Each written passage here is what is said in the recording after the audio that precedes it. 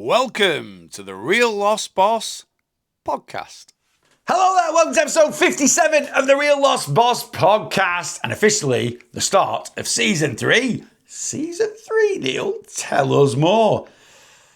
Nothing to tell, I'm afraid. Basically, we're 2 years old and we're moving into year 3 of the podcast. So we started in July 2023.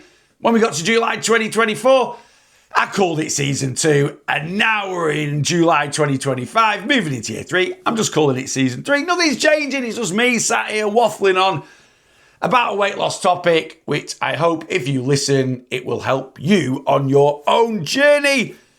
Episode numbers have all sort of run in line, irrelevant of what season it is. Hence why we're at episode 57. And in this one, we are doing, you didn't gain weight overnight, so stop trying to lose it overnight. Yes, addressing the impatience of weight loss. In all honesty, I have talked about this before. I've talked about this loads. But why I'm talking about it now is I've seen some trends recently, certainly on my social media lives, where I've had quite a few people come on. And in my eyes, they're losing a decent amount of weight for the time frame they've told me. But they're frustrated, they want to lose more. Thinking about it, could it be time of year? This time of year, summer, got a lot more social events on, got a holiday coming up. They might have, in March been like, I want to lose 3 stone by the time I go to Tenerife in August. And it's currently July and you're half a stone heavier than you were in March. Trust me, I have been there. Common scenario. Bit of a wake-up call, bit of panic setting in. I need to lose 3 stone. And I've literally got 4 weeks to do it. Yeah. Don't think you're going to quite hit your goal, I'm afraid. I've also had quite a few people come on my social media lives telling me that they've lost large amounts of weight in relatively short periods of time. And that always induces a little bit of panic in me, and I'll tell you why shortly. Maybe that's because of the popularity of Mounjaro, the weight loss jab. That could be creating this trend. I don't know. I've also had a client join my community. And when you join my online community, you get a full calorie breakdown from me. And that calorie allowance that I give you will always be healthy and sustainable. One of my big philosophies around weight loss is weight loss should always be done healthily and sustainably.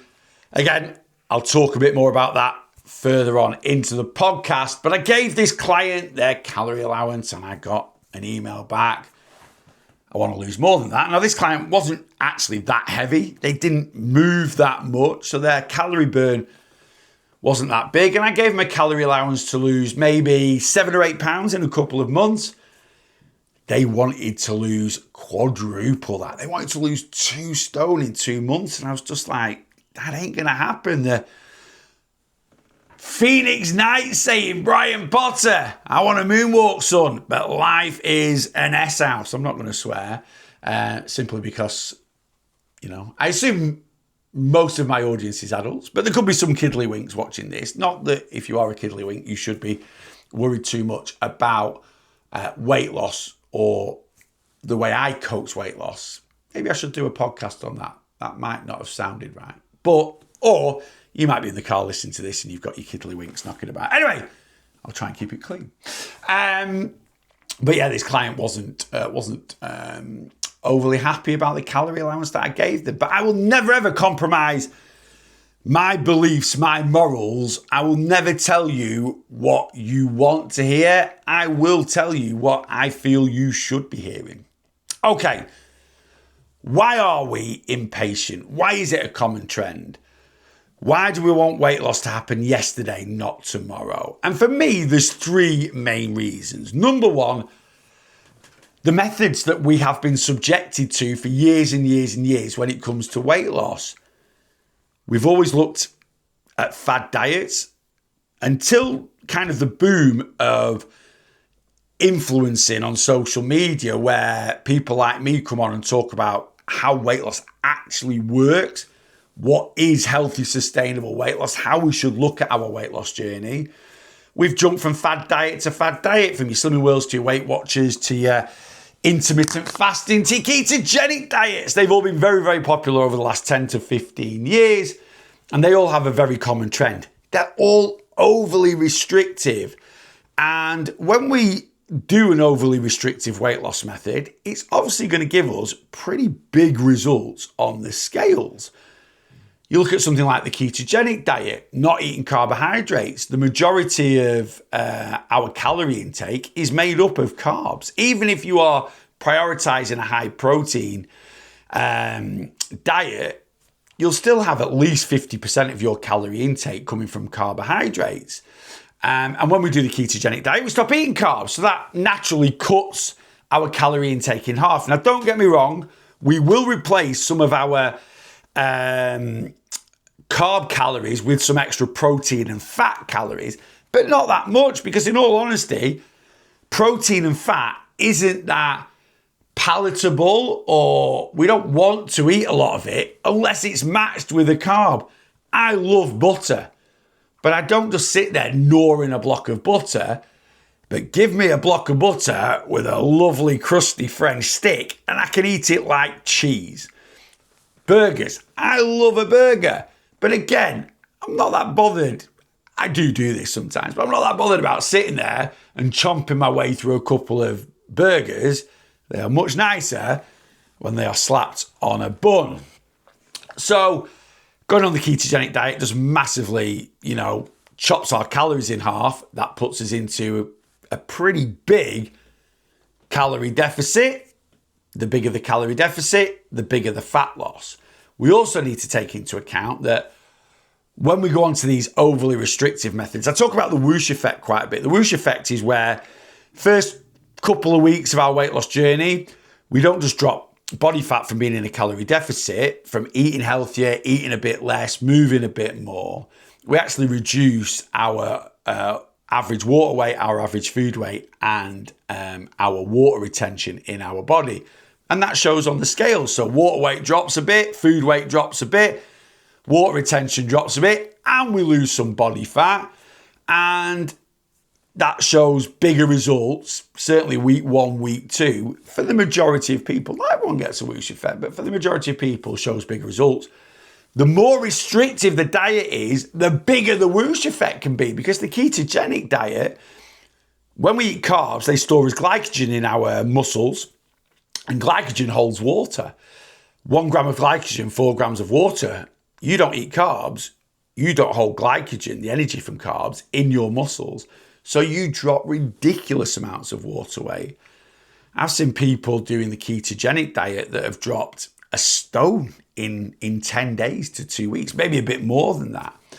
So overly restrictive diets, and keto is one of those, is a very restrictive diet. Shake diets, very restrictive. Slim fast, things like that.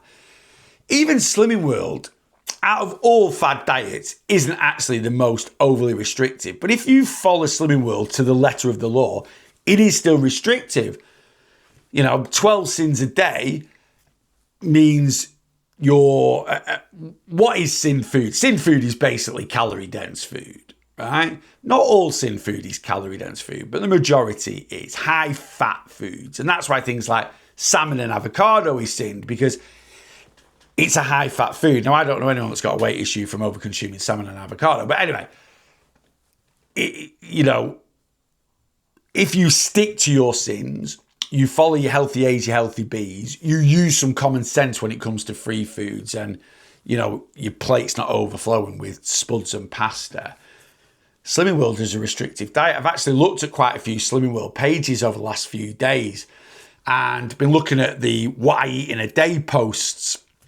And this is what I eat in a day to meet my sins on Slimming World. And the breakfast, lunch, dinner or whatever. And they're always trying to trick the system a little bit. How to make a sin-free this, how to make a sin-free that. Anyway, I've worked out the calories of these posts. And on average, they're eating about 1,400 calories a day. That is restrictive. So anyway, yeah, your crazy restrictive diets gives us a false representation of how much weight we should be losing over certain periods of time. We get this big whoosh at the start, big chunks of weight. And when that starts to disappear, if you're in a 10,000 calorie deficit a week, you're still going to lose 3 pounds a week, 3 pounds of body fat a week, nearly a stone a month. And we kind of get tied up that this is the way weight loss should be. This is the amounts we should be losing over short periods of time. Following on from that, there's also a massive lack of education. I've just talked there about the whoosh effect. That's not spoken about at Slimming World. That's not spoken about if you sign up to a keto coach or an intermittent fasting coach. Why is there a lack of education? A, because a lot of people that coach weight loss aren't educated about how weight loss actually works. Doris at Slimming World at 7:30 on a Thursday night, she knows the Slimming World regime inside and out, but she doesn't understand thermodynamics. She doesn't understand calories in, calories out. She doesn't understand the whoosh effect. She doesn't understand fluctuations on the scales, water weight, food weight, water retention. And she genuinely believes that, the regime of Slimming World, and she wants you to believe this, what we stick to in Slimming World causes this weight loss. No, it's because you're in a calorie deficit. That's the only way we lose weight.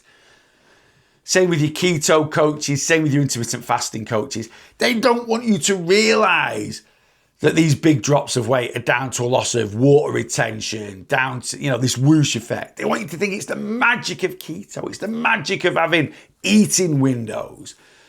So whether it's on purpose or whether it's just lack of knowledge, there's a lack of education. And we're not educated on exactly how weight loss should work. So when we get these massive drops, again, we just think, this is how weight loss should be. Makes my job harder when I get clients that come on board and I give them healthy, sustainable fat loss. And they get rather frustrated with it. Or, not frustrated with it. They understand that weight loss needs to be done healthily and sustainably. But, changing mindset is tough. Last reason, number 3, desperation.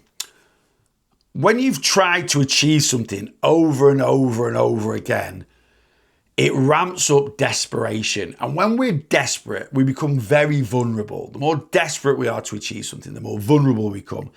And the more vulnerable we become, the easier we are to influence. And B, the more we just want something to happen. If you've got a lot of money worries and your debt is just spiraling out of control, the more your debt spirals out of control, the more desperate you get to cure that debt. And this is why you can end up getting, people that are in debt end up further in debt because they go for get rich quick schemes and stuff like that.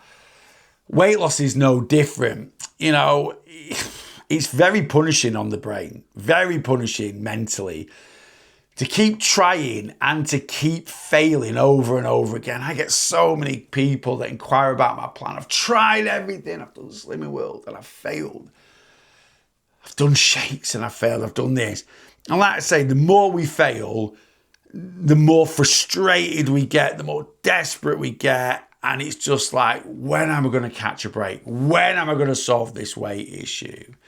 And for me, those are the 3 main reasons why we are impatient. There is a 4th way, and generally the 4th way, and I think I kind of covered this in crazy fad diets. But the 4th way, I suppose, is most weight loss methods aren't that nice. If you're eating 1,000 calories a day, you're hungry all the time. That's very detrimental to physical and mental health. We feel tired, we feel lethargic, we get hangry, and we want that feeling to end. I suppose actually thinking about it, this is quite a bit. So let me start again. There are 4 ways. The 4th way is, the way we try and lose weight is flipping horrible. Or the way we have tried to lose weight in the past. Even doing Slimming World, only being allowed 12 sins a day. Over restriction. It's just not very nice to live in such a cocoon, as it were. Not be able to eat carbs. Carbs are life, crying out loud. Intermittent fasting, not being able to enjoy the odd breakfast. Crazy intermittent fasting where you're doing alternate days, starving yourself for an entire day. How long do you really want to do that for? Shake diets. Ooh, shake for breakfast, shake for lunch. Delicious. Can't wait to have my shake tomorrow. No one thinks like that. So, I suppose when we're going through something that isn't very nice, we want it to end sooner, much rather than later.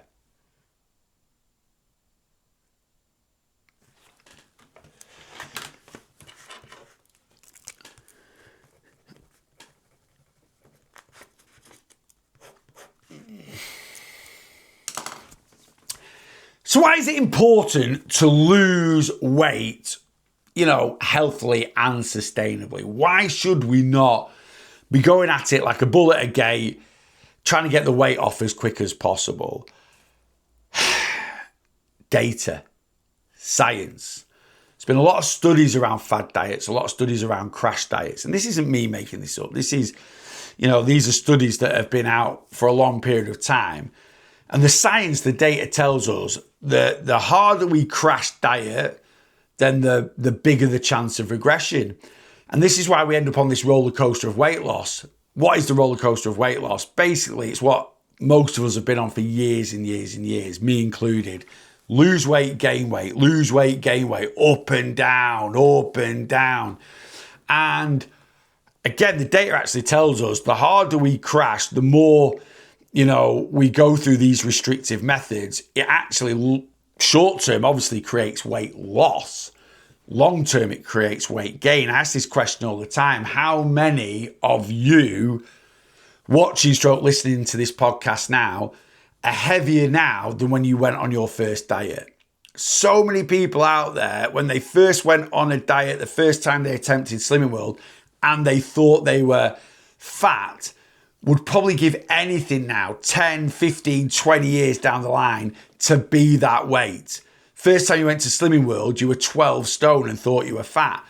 Now you're 18 stone and you feel like you've been dieting all your life, yet you're 6 stone heavier than you were when you went on your first diet. So your fad dieting for years and years and years hasn't caused weight loss. It has caused weight gain. And that's not how weight loss should be. Weight loss is, there's a difference. I do talk about this quite a bit. There's a difference between successful weight loss and a successful weight loss journey.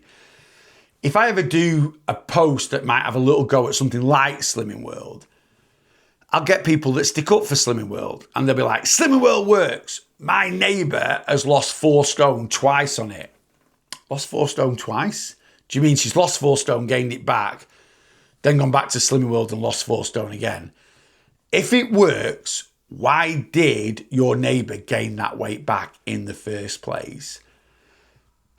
Any weight loss method will create weight loss. That's why it's a weight loss method. Certainly ones that have been around. Slimming World came out in 1969.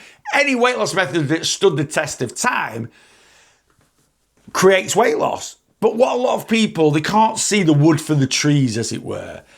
They basically think, because I lose weight, this is the way to go. And it's not.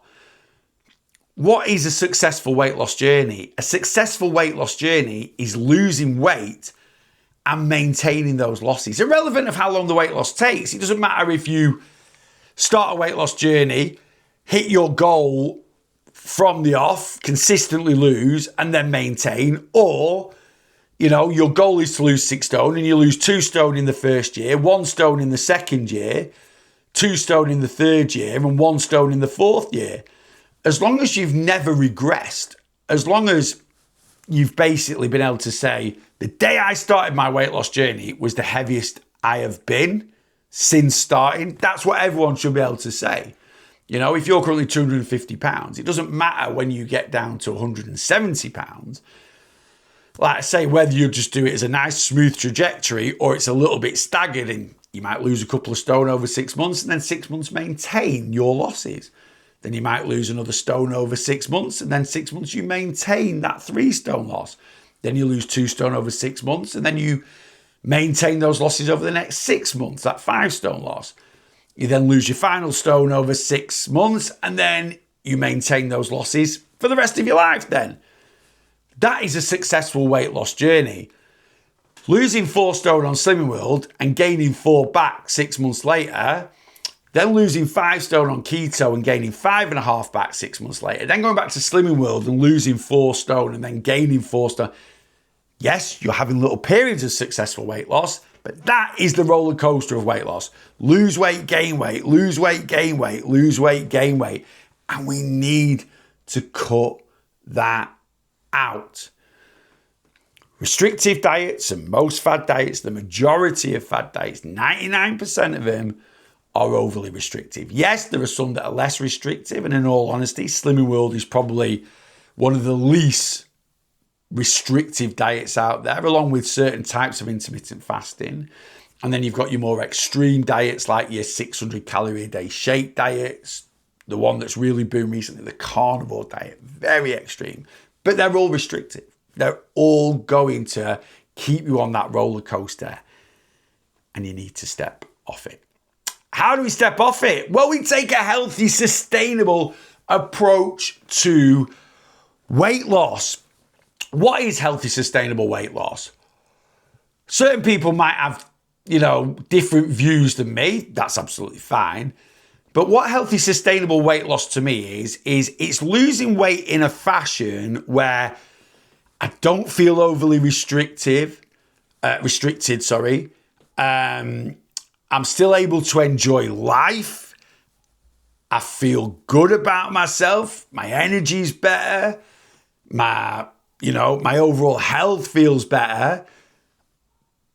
And I'm getting decent results on the scales. It's about balance. So, if you are in a very restrictive weight loss method, you will get ridiculous results on the scales, but deep down and overall, you're going to be unhappy and you're going to crash and burn, right?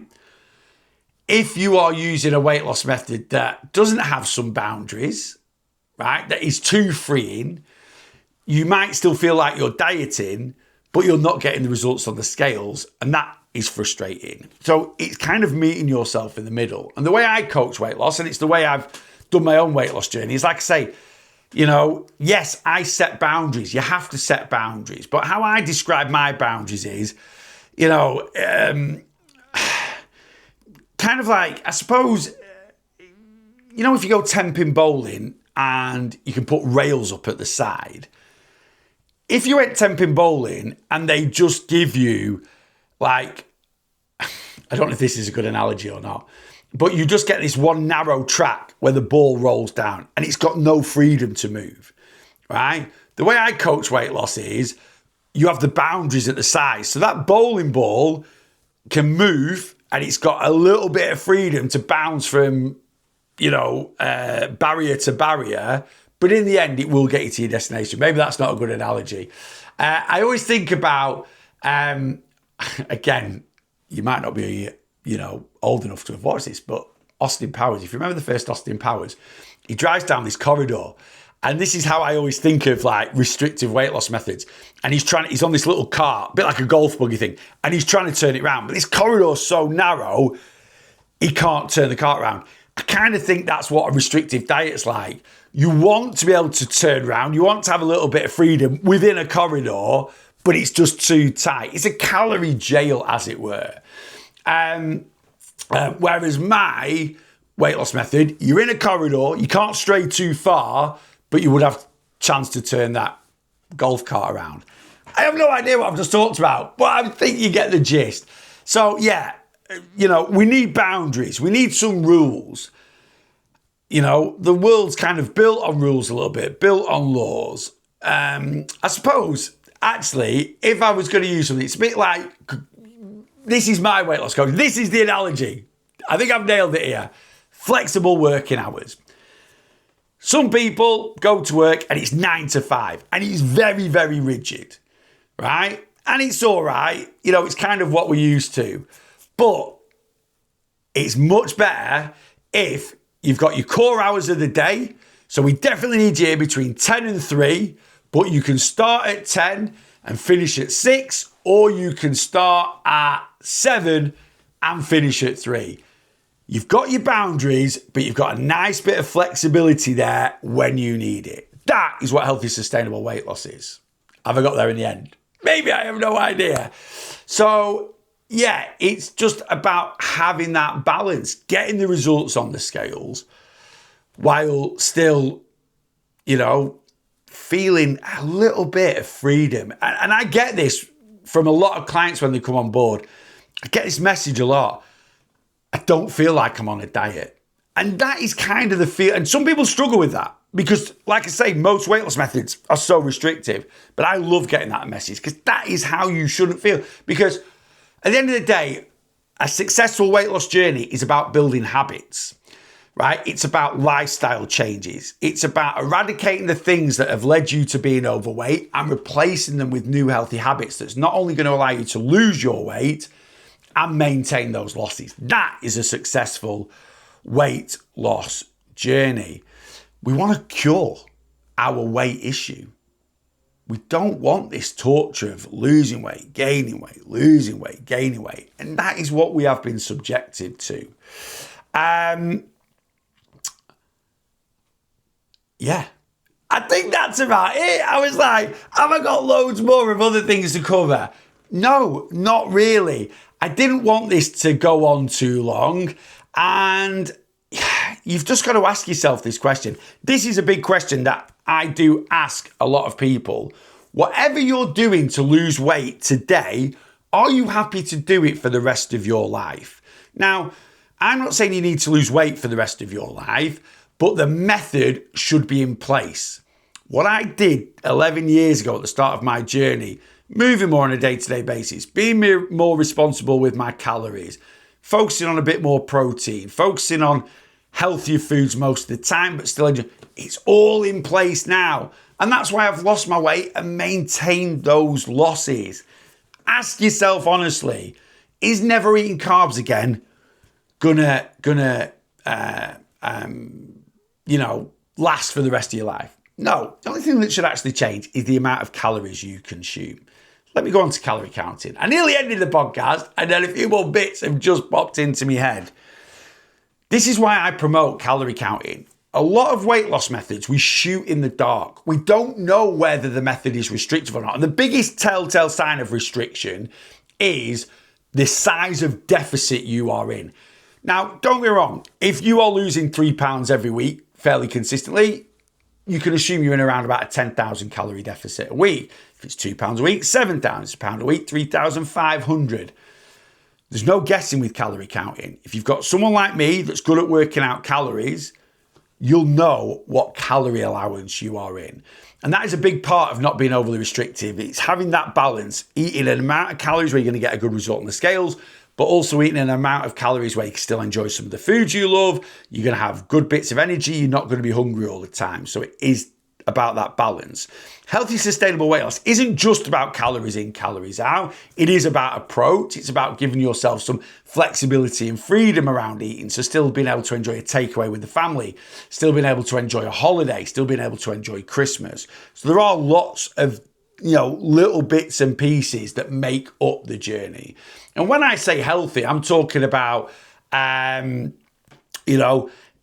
amount of calories you are consuming. What are those calories made up of? And sustainability is basically, can you not only stick to this method to hit your weight loss goal, but to go one step further and maintain those losses? And that is where a lot of people suffer with their weight loss journey.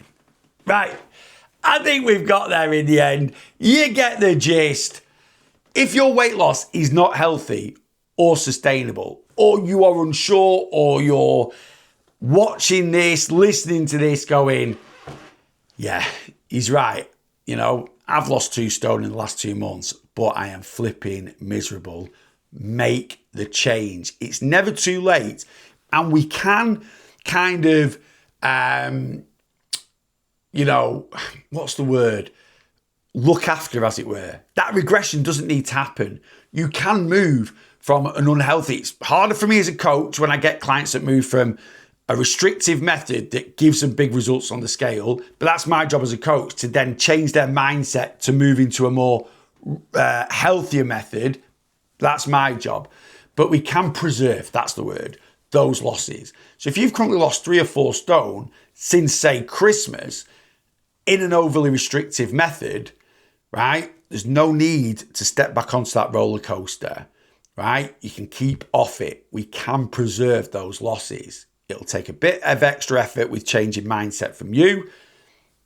Come work with me.